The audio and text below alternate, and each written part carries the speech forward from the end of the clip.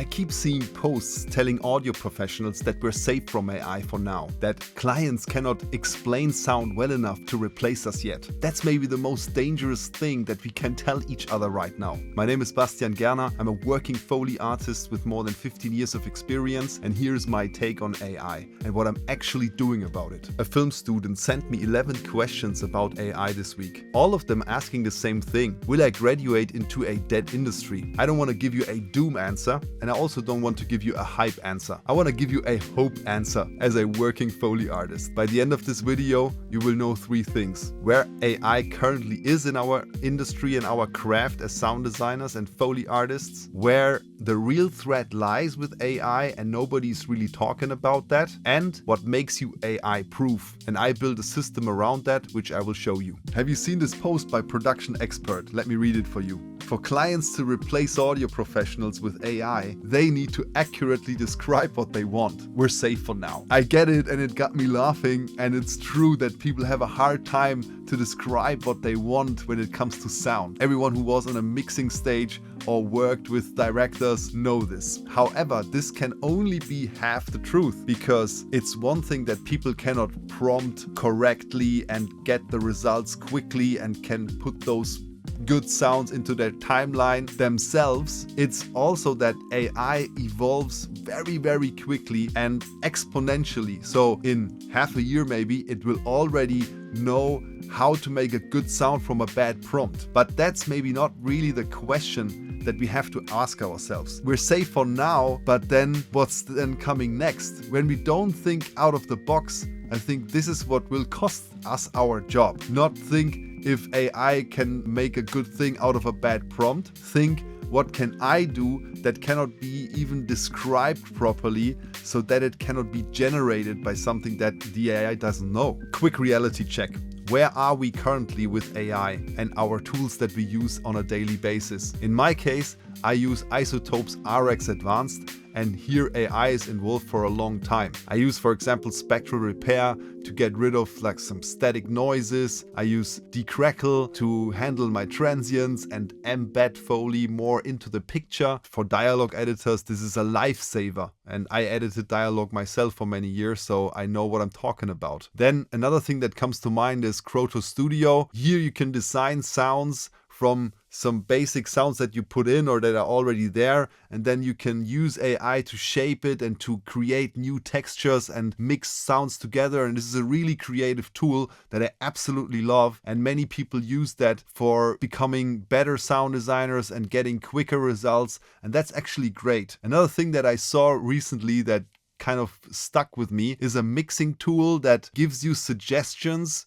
generated by AI, basically a mentor built into an EQ or something like that. And I like those things.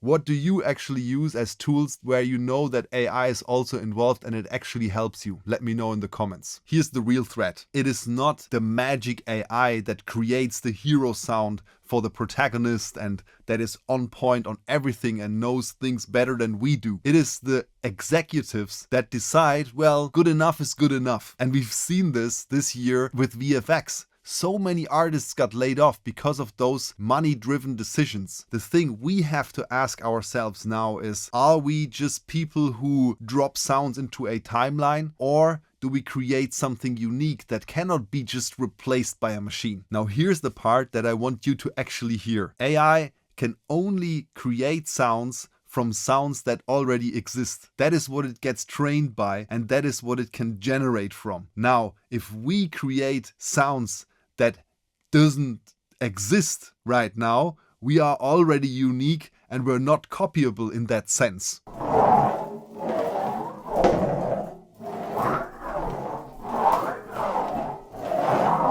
That is a sound that didn't exist before. I created it with my own creativity, and that is not in a database. So therefore it cannot be copied by AI. And here's the point that I want to make. Create your unique sounds.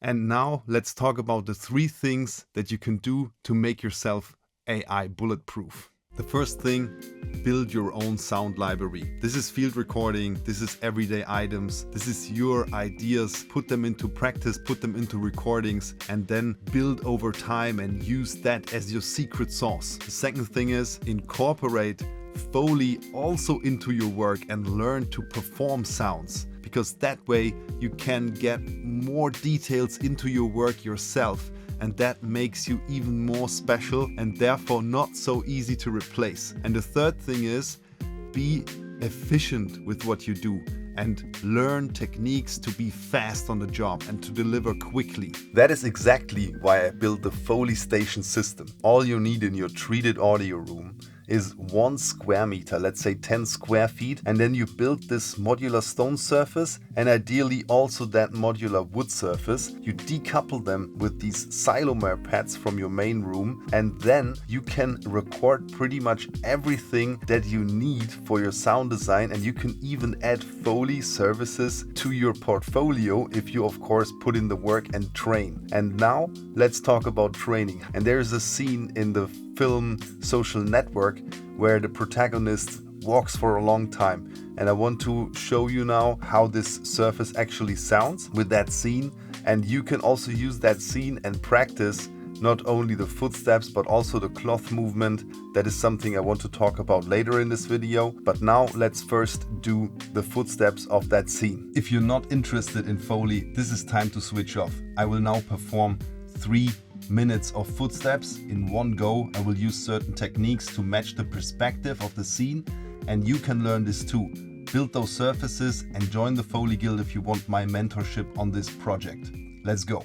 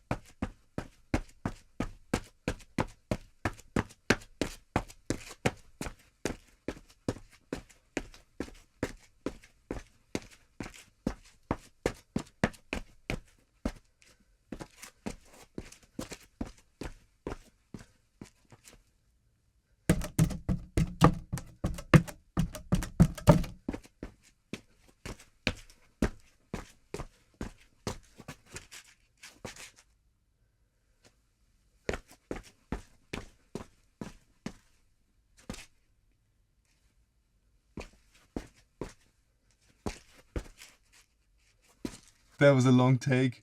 The wood surface at the end didn't really do the thing justice. So let me show you how this sounds actually when you do a little bit more dedicated. You look at it and know what you're doing. Let's give you a little sound impression here.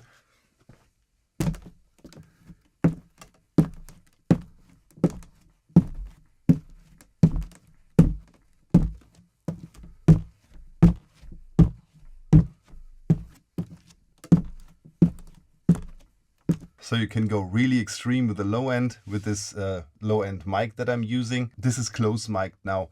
So if you want the real hallway sound, the mic has to move a bit further away. Having explained that, let's now talk a little bit about cloth movement. Cloth movement is maybe the most nuanced thing when it comes to sound performance and Foley. Machines will have a hard time to replicate that, and I think all the tools on the market are not coming close to what a human can do with just one shirt, 2 t-shirts and a pair of jeans. And I have a couple of videos that explain that process on my YouTube channel. One is about arc radars, and in the Foley Guild there's a whole section where I actually show the process on real projects. Maybe you think now all of this is great, but I don't have a room to do this in. I don't have even an edit suite that is treated, and I cannot record at home or wherever. I cannot do this. I think there is at least one tool that I like that you can already try and come into the world of Foley, which is called Krotos Studio. And with that, you can already perform footsteps by clicking the mouse and getting into the rhythm and trying different things. And I want to show you this on this Arc Radar project, because there I recorded the cloth. And when I played around with Krotos Studio, I realized that adding the footsteps with that is really simple, and it already sounded great. So let's try this. Let's listen to the cloth movement that I recorded for the Arc Raiders breakdown video first.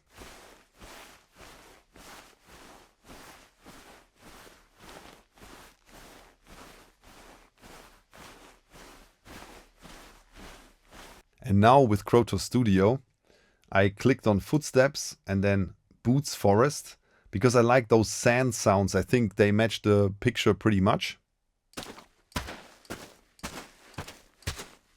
You can also have leaves, dirt, and wet mud, and you can blend those together.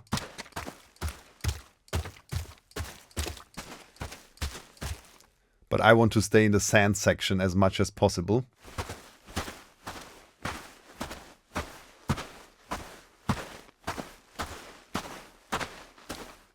What do you think?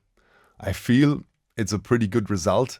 And for beginners who don't have a room they can record in, maybe not even a microphone, I think it's a great way to get into the world of Foley and also develop a certain taste that you need. But where to draw the line? Honestly, I'm using AI in my business. I use it for social media, to craft captions, to optimize my YouTube scripts, to do general research. I never used AI to prompt sounds and put them into a timeline and send it over to a client. I simply never needed that. But even if I did, would that be ethical? What do you think?